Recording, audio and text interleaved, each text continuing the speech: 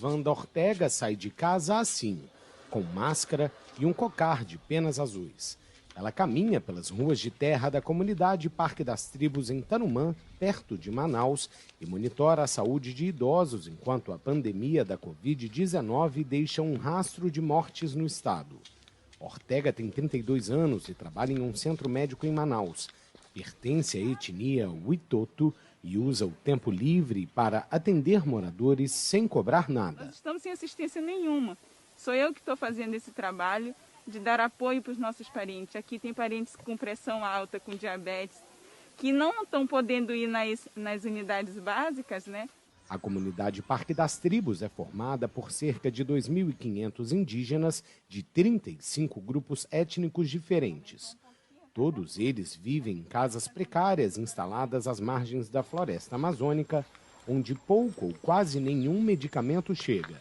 Estou monitorando mais de 40 pessoas na comunidade e 5 casos mais graves, né, que são idosos já que têm hipertensão, diabetes.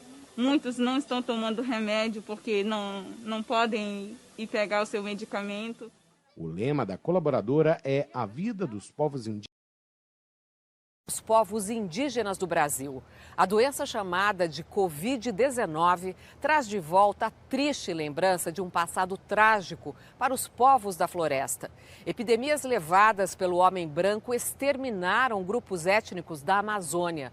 Agora, além da violência gerada por invasores de terras, as comunidades se isolam nas aldeias, tentam fugir da contaminação e sobreviver à enfermidade que ainda não tem cura e ameaça a humanidade em todos os cantos da terra. O primeiro caso ocorreu em Santo Antônio do Içá, região do Alto Solimões, sudoeste do estado do Amazonas, a 250 quilômetros da fronteira com a Colômbia e a 880 de Manaus. Segundo a Fundação de Vigilância em Saúde do Amazonas, contraiu a Covid-19 uma indígena de 20 anos da etnia Cocama. Também testaram positivo a mãe dela, de 38 anos, o filho bebê e um primo de 37 anos. A jovem recebeu cuidados de um médico infectado. Ele atua no Distrito Especial do Alto Solimões, um dos 34 do país, da Secretaria Especial de Saúde Indígena, do Ministério da Saúde. A secretaria é responsável pelo atendimento de cerca de 760 mil índios de mais de 6.200 aldeias. A médica sanitarista Sofia Mendonça, da Unifesp, faz um alerta. O risco, de fato, é de haver muitas mortes. Então, o que o poder público poderia fazer? Agilizar, por exemplo, a testagem, os exames a serem feitos para quem está entrando em área, como os profissionais de saúde, né? Eles podem ser vetores desse vírus. Antes de entrar em isolamento, o médico infectado também atendeu indígenas da etnia Tucuna, da aldeia Lagoa Grande, que estão sendo monitorados pela CESAI. No município de 32 mil habitantes, há registro de 2 outros casos em não indígenas. O prefeito decretou toque de recolher das 10 da noite às 6 da manhã por 15 dias. O Ministério Público Federal pediu à FUNAI a elaboração imediata de um plano de contingência para surtos e epidemias. A preocupação é com os índios isolados. Há no país 114 registros de comunidades nativas que se mantêm afastadas do contato com os não indígenas, 28 confirmados pela FUNAI.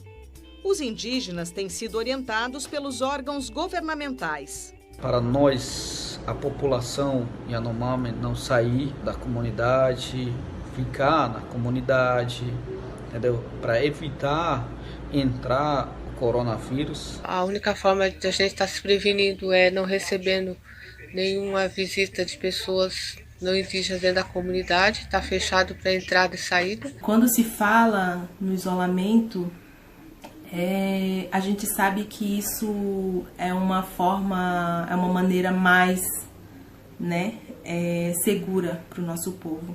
Hoje o Xingu está isolado, ninguém entra, ninguém sai. Vários cercaram as terras, como os da etnia Puyanaua, do Acre. Isso aqui é em prol da saúde e da vida do nosso povo, né? O Ministério Público Federal instaurou um inquérito para investigar o primeiro caso de morte de uma indígena pela Covid-19. Foi na vila de Alter do Chão, em Santarém, no Pará. Da etnia Borari, a indígena de 87 anos morreu no dia 19 de março. Segundo a Secretaria de Estado de Saúde do Pará, ela estava acamada há 10 anos e não vivia em aldeia. A divulgação do caso provocou polêmica. Familiares e lideranças indígenas reclamaram ter tomado conhecimento do resultado positivo para a Covid-19 pelas redes sociais. Representantes da secretaria afirmam que o exame foi realizado por laboratório privado e notificado à Secretaria Municipal de Saúde somente no dia 25, após a morte. No dia 20, centenas de pessoas compareceram ao velório da indígena, que era considerada uma guardiã da cultura regional. Também foi registrada a morte de um Mura, de 55 anos, em Itacoatiara, no Amazonas. Líderes indígenas apontaram preocupação com a falta de estrutura dos municípios e aldeias. Indígenas, 28 confirmados pela FUNAI. Os indígenas têm sido orientados pelos órgãos governamentais. Para nós, a população Yanomami, não sair da comunidade, ficar na comunidade, entendeu? Para evitar entrar o coronavírus. A única forma de a gente estar se prevenindo é não recebendo nenhuma visita de pessoas não indígenas dentro da comunidade, está fechado para entrada e saída. Quando se fala no isolamento, a gente sabe que isso é uma forma, é uma maneira mais, né, segura para o nosso povo. Hoje o Xingu está isolado, ninguém entra, ninguém sai. Vários cercaram as terras, como os da etnia Puyanawa, do Acre. Isso aqui é em prol da saúde e da vida do nosso povo, né? O Ministério Público Federal instaurou um inquérito para investigar o primeiro caso de morte de uma indígena pela Covid-19. Foi na vila de Alter do Chão, em Santarém, no Pará.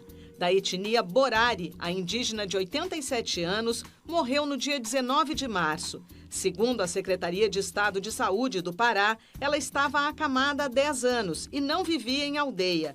A divulgação do caso provocou polêmica. Familiares e lideranças indígenas reclamaram ter tomado conhecimento do resultado positivo para a Covid-19 pelas redes sociais. Representantes da secretaria afirmam que o exame foi realizado por laboratório privado e notificado à Secretaria Municipal de Saúde somente no dia 25, após a morte. No dia 20, centenas de pessoas compareceram ao velório da indígena, que era considerada uma guardiã da cultura regional. Também foi registrada a morte de um Mura, de 55 anos, em Itacoatiara, no Amazonas. Líderes indígenas apontaram preocupação com a falta de estrutura dos municípios e aldeias.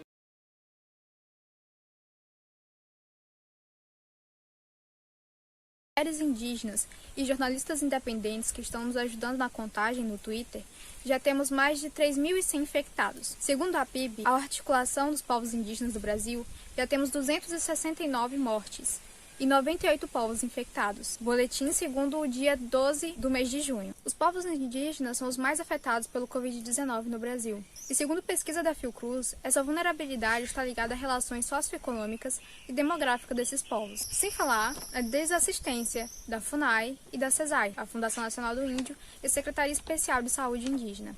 A falta de máscara e de álcool em gel tem dificultado muito a preservação e a não contaminação desses povos nesse processo. Além do mais, esses números são subnotificados, ou seja, eles não se condizem com a realidade, muito abaixo do que realmente pode estar acontecendo, já que muitos desses povos estão sendo registrados como pardos nos hospitais e sendo proibidos de uso da ala indígena, já que o seu registro conta como outra etnia. Mas isso se dá também a outras relações que não vamos entrar em detalhes aqui. A grande taxa de mortalidade está ligada também à falta de equipamento, de EPIs e de outros materiais que são necessários no tratamento da doença, principalmente nessa fase, onde os povos indígenas já costumam chegar um pouco mais avançados nos hospitais. O tratamento tem sido feito, como todo, com a biomedicina, mas também são usados tratamentos de outras vertentes, como da medicina tradicional, como o caso de Gino Tuiuca. Muitas aldeias vêm recebendo novos casos por conta da contaminação por parte de evangélicos que vêm aos territórios evangelizar e da própria equipe de saúde da CESAI, que muitas vezes para prestar o serviço vêm às comunidades contaminados, sem saber, já acabam passando essa doença adiante. Também a questão da busca ao auxílio emergencial, o que tem causado a saída desses indígenas das suas aldeias e tem colocado eles em risco e trazendo isso novamente para a comunidade. Em plena crise mundial de saúde, a FUNAI vem prestando cada vez menos assistência aos povos indígenas, como no caso das cestas básicas, que deveriam ser distribuídas a esses povos, só vão acontecer em territórios demarcados, homologados, regularizados fundiariamente. Muitos desses territórios em que estão vivendo os povos indígenas hoje não são demarcados. E nós sabemos muito bem o porquê.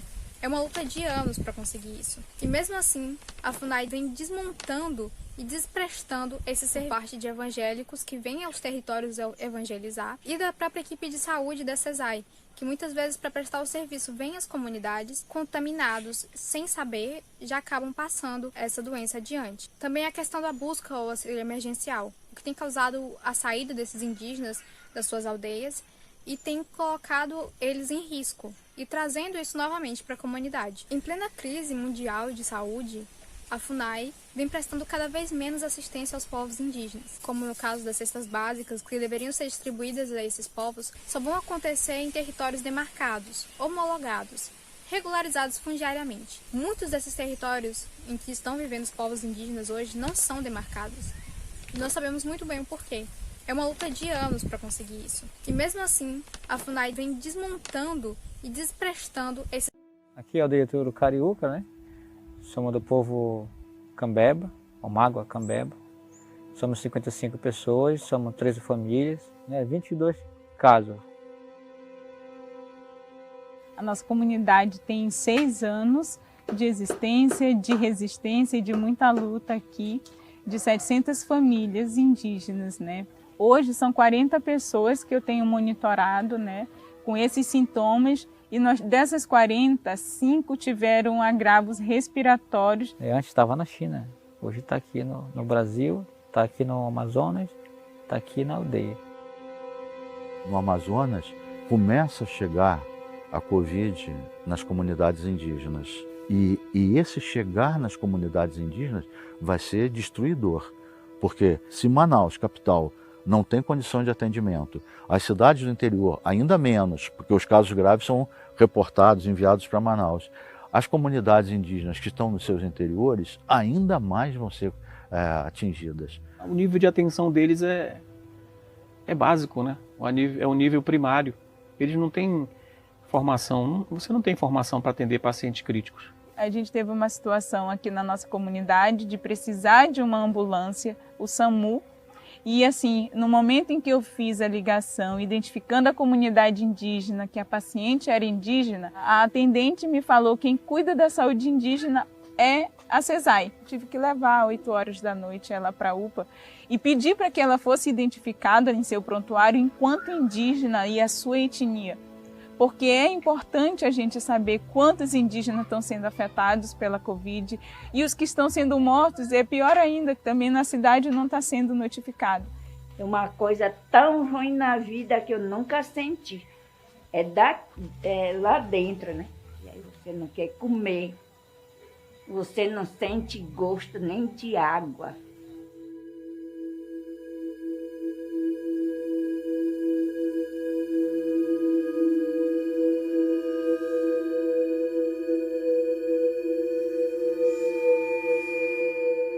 Você lidar com a saúde indígena é delicado porque você mexe com a cultura, com as raízes, né, que não são convencionais. Então nós mesmos, profissionais de saúde, não estamos preparados para determinados tipos de abordagem dentro do nosso próprio estado.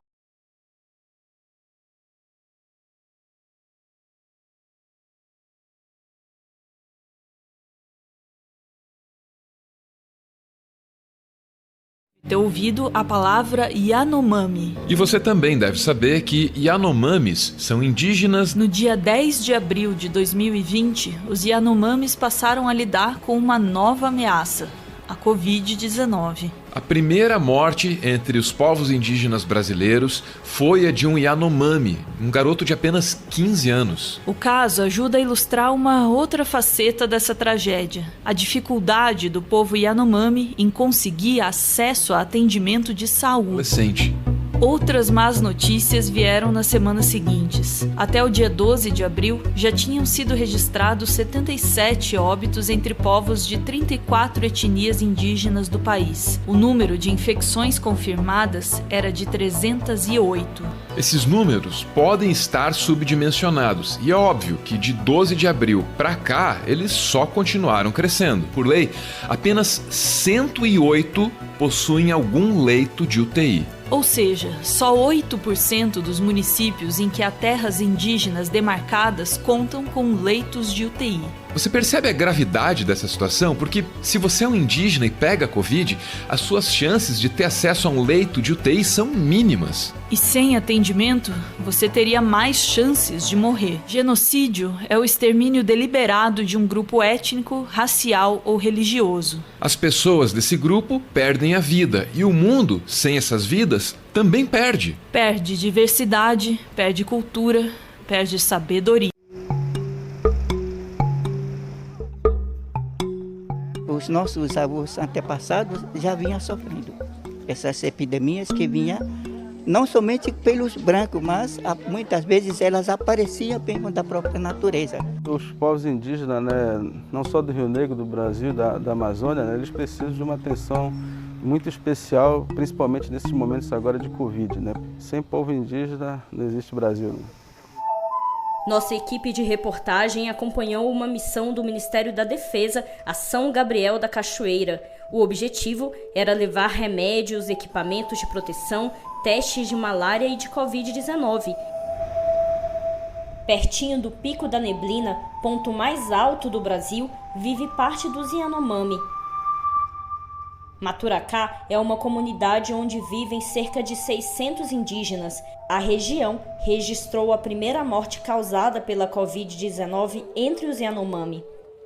Esse febre que tá dando é difícil. Não sei como é que a gente fica sentindo, É difícil para ficar doente,